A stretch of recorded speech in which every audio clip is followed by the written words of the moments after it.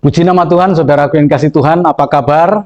Saya sangat berharap Bapak Ibu saudaraku semuanya diberkati Tuhan dalam keadaan baik. Dan hari ini kita belajar bersama-sama tentang kebenaran firman Tuhan yang tentunya akan mengkoreksi kehidupan kita. Dan mari kita buka hati kita untuk kita mau diperbaiki lewat kebenaran firman Tuhan ini. Hari ini kita akan belajar mengenai Allah dan Molok. Diambil dari Imamat 20 ayat 1 sampai dengan ayat yang ke-5. Saya bacakan buat saudaraku. Temanya adalah kudusnya umat Tuhan. Ayat 1 sampai dengan yang ke-5, Tuhan berfirman kepada Musa, engkau harus berkata kepada orang Israel, setiap orang, baik dari antara orang Israel maupun dari antara orang asing yang tinggal di tengah-tengah orang Israel, yang menyerahkan seorang dari anak-anaknya kepada Molok, pastilah ia dihukum mati, yakni rakyat negeri harus melontari dia dengan batu. Aku sendiri akan menentang orang itu dan akan melenyapkan dia dari tengah-tengah bangsanya, karena ia menyerahkan seorang dari anak-anaknya kepada Molok, dengan maksud menajiskan tempat kudusku dan melanggar kekudusan namaku yang kudus. Tetapi jika rakyat negeri menutup mata terhadap orang itu ketika ia menyerahkan seorang dari anak-anaknya kepada Molok dan tidak menghukum dia mati, kita perhatikan ayat yang ke-5, maka aku sendiri akan menentang orang itu serta kaumnya dan akan melenyapkan dia dari tengah-tengah bangsanya, dan semua orang yang turut berzina mengikuti dia, yakni berzina dengan menyembah Molok. Amin. Nah, saudaraku yang kasih Tuhan, Molok adalah dewa kesuburan yang disembah oleh bangsa Asyur, yang disembah oleh orang bangsa-bangsa yang tidak mengenal Allah. Dan terbukti bahwa bangsa-bangsa yang tidak mengenal Allah itu memiliki kehidupan yang dilihat oleh orang Israel sangat diberkati.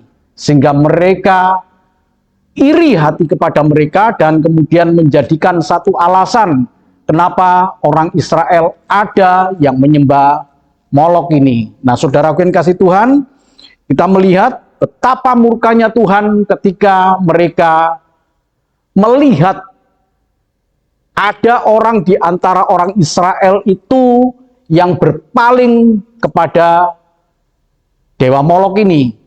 Arti kata Molok itu adalah raja. Dalam bahasa Ibrani kita mengenal Malek. Ya, itu artinya raja. Jadi Maleaki itu artinya raja. Nah, saudaraku yang dikasih Tuhan, kita melihat bahwa arti raja ini adalah punya pengertian bahwa ini dewa yang diagungkan, ya, yang memimpin mereka, bangsa Asyur ini dipimpin oleh dewa Molok ini. Dan itu kita melihat ya, ada satu hal pelajaran yang indah bahwa di luar dari Allah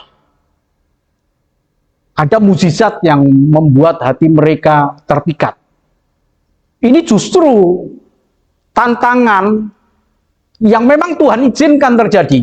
Sebab Allah itu adalah penguasa di surga, di bumi, dan di bawah bumi itu dikuasai oleh Allah.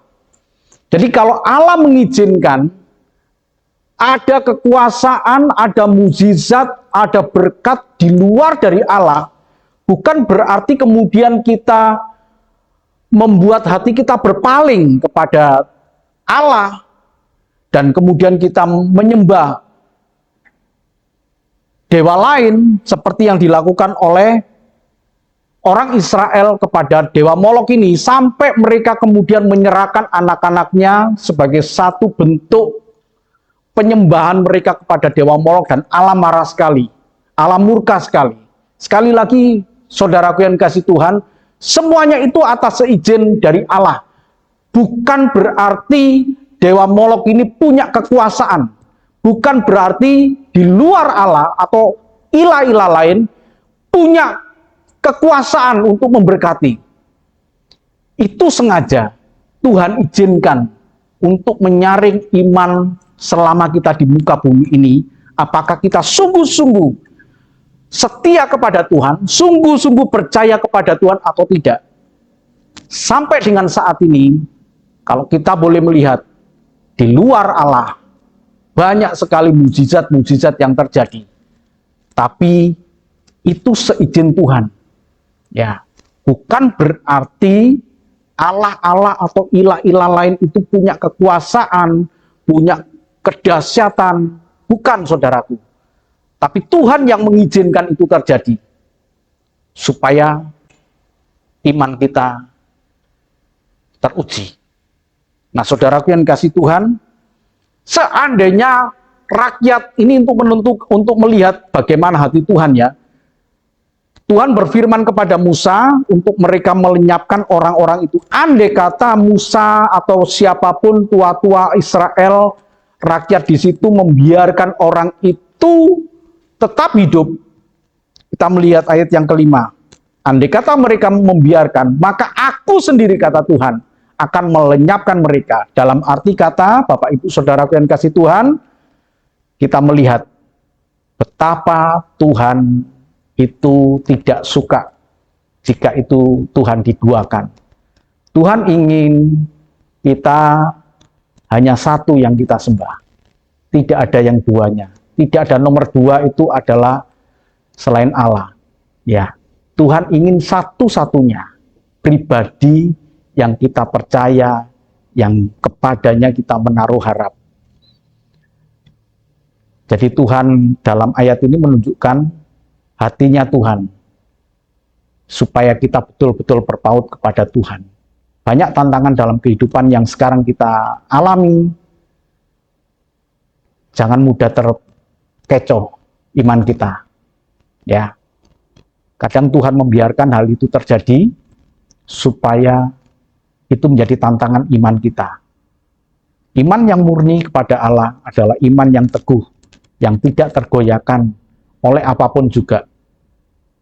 Sehingga Tuhan tahu bahwa kita betul-betul sungguh-sungguh percaya kepada Dia. Dan saya yakin dan percaya ada berkat yang besar ketika kita memiliki iman yang teguh kepada Dia. Tuhan memberkati. Amin.